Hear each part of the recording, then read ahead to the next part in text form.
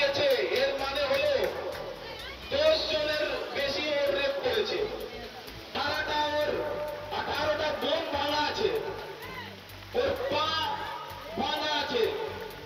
একটা মহিলান্ত্রী যখন পোস্টমর্টম হয়েছে তো পোস্টমর্টম একবার করে পোস্টমর্টম শেষ করে দেওয়া হয়েছে। যখন এরকম কোনো ঘটনা হয় তো ওটা 2টা পোস্টমর্টম হয়। घटना तो जांच करते हुए कुल्टी विधायक डॉक्टर अजय पोद्दार के नेतृत्व में सीतारामपुर कमारडीहा प्राथमिक स्वास्थ्य केंद्र के समक्ष आरजी कर मेडिकल कॉलेज में हुए महिला चिकित्सा के दर्दनाक हत्याकांड के विरोध में धरना प्रदर्शन किया गया। उक्त धरना प्रदर्शन को संबोधित करते हुए कुल्टी विधायक ने कहा कि राज्य में महिलाएं सुरक्षित नहीं है। महिला मुख्यमंत्री होने के बावजूद महिलाओं के साथ प्रत्येक दिन बलात्कार, खून की घटना घट रही है। मैं खुद एक चिकित्सक हूँ। मैं लगातार राज्य भाजपा संगठन के निर्देश सामाजिक कार्यकर्ता के साथ महिला चिकित्सक के साथ हुए घटना का लगातार विरोध कर रहा हूँ। वहीं जिला भाजपा उपाध्यक्ष सह आज के कार्यक्रम के मार्गदर्शक केशव पोद्दार ने कहा कि भाजपा प्रदेश नेतृत्व की ओर से सभी स्वास्थ्य केंद्र में शांतिपूर्ण धरना के कर्मसूची दिया गया है। सीतारामपुर कुमारडीहा स्वास्थ्य केंद्र के धरना प्रदर्शन का संचालन कुंटी विधानसभा के मंडल उपाध्यक्ष टिंकू वर्मा ने किया। कुंटी विधानसभा के भाजपा मंडल 1 के अध्यक्ष संजू घोष, कुलजी मंडल 2 के मनमोहन राय, मंडल 3 के अध्यक्ष अमर प्रसाद, मंडल 4 के उपाध्यक्ष काजल दास, कुलजी मंडल के 3 के उपाध्यक्ष कवि मंग सहित काफी संख्या में महिला उपस्थित। কর্মসূচি পূর্ব নির্ধারিত কর্মসূচি ছিল হসপিটালের সামনে গ্রামের মধ্যে পশ্চিমবাংলার মানুষকে জাগৃত করা। যে অবস্থা পশ্চিমবাংলায় আছে সে এই মুখ্যমন্ত্রীকে আর রাখা যাবে না। মুখ্যমন্ত্রীর পদত্যাগ আর উল্টিতে আমরা মেডিকেল কর্মীকে পূর্ণরূপে সুরক্ষা দেব। আমরা সব সময় পাশে আছি। প্যারামেডিক্যাল, মেডিকেল, নার্সিং স্টাফ তাদের সবারই আমরা সুরক্ষার ব্যবস্থা করব।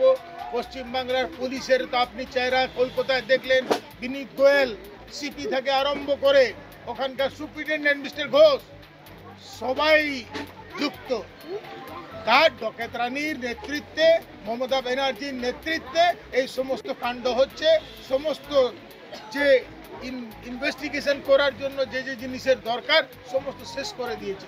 হ্যাংচুর করে আরজি কর মেডিকেল কলেজকে শেষ করে দিয়েছে। 3 তলায় যেখানে ঘটনা হয়েছিল সে হলের বগলে কনস্ট্রাকশনের কাজ চলছে। এটাই তো এভিডেন্স শেষ করার মানে ব্যাপক একটা চক্রান্ত। কাকে বাঁচাতে চেয়েছেন দিদি? মুখ্যমন্ত্রী কাকে বাঁচাতে চেয়েছেন বলুন? এদেরকে ধরে তোতার মতন রটাতে হবে, এদের ঘাড় ধরে এদেরকে চিকিৎসা করতে হবে। বিনীত গোয়েল, মিস্টার ঘোষ দুজনকেই নিয়ে কাস্টাডিতে নিয়ে ওদেরকে জিজ্ঞাসাবাদ করতে হবে। এই কর্মসূচির লোককে জাগরুক করা আর মমতা ব্যানার্জির ত্যাগপত্র।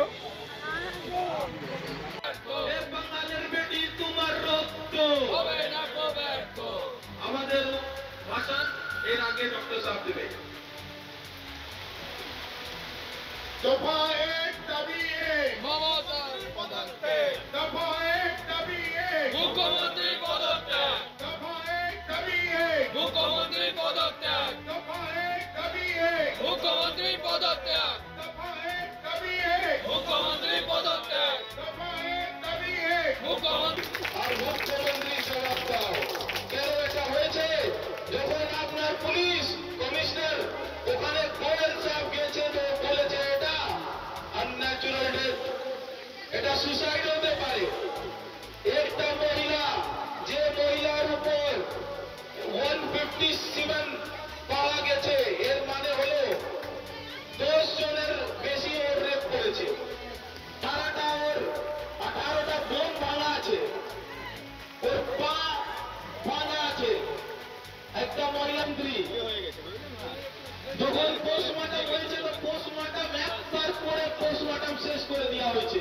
যখন এরকম কোনো ঘটনা হয় তো ওটা 2টা পোস্টমর্টম হয়।